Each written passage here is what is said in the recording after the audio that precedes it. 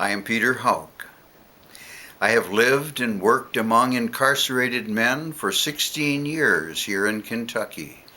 It has definitely provided me with a different backdrop of which to consider the death penalty here in Kentucky. I have witnessed as a chaplain in many prison populations of some 1,600 men, these long-term inmates who would never see the light of day, whose steel doors would open and close on them for the rest of their lives. Over these many years, my ministry has carried me among residents found in isolation, solitary isolation, those sequestered in a dormitory situation, others in a unit hospital, still others with serious injuries in the residential hospitals in the incarcerated ward. There were many nights, too, that required me to visit the prison, to pull the records of those inmates who had died, that I might be able to notify the next of kin.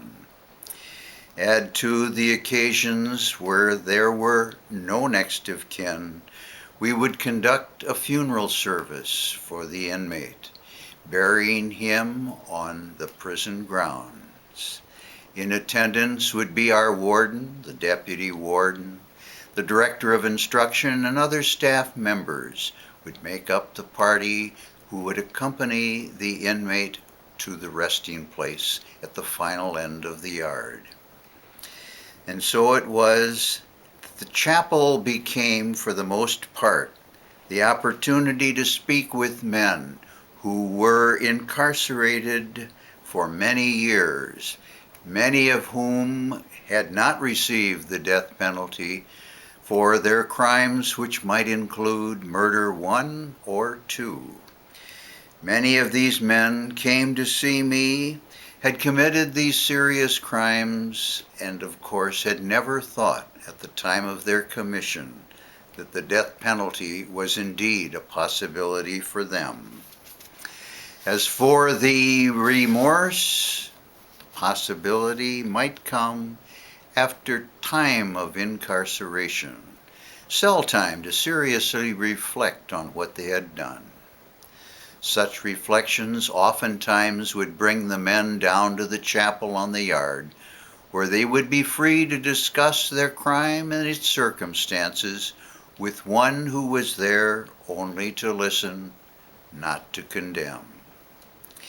And so it was, these men expressed their desires for reform, they expressed their desire for change in life, oftentimes hoping to be productive members of society should they in time be released.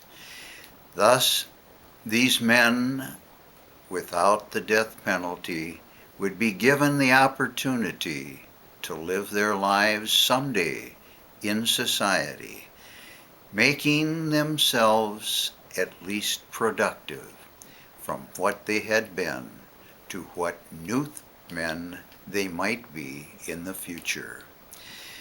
This would not have been possible had they received the condemnation of death.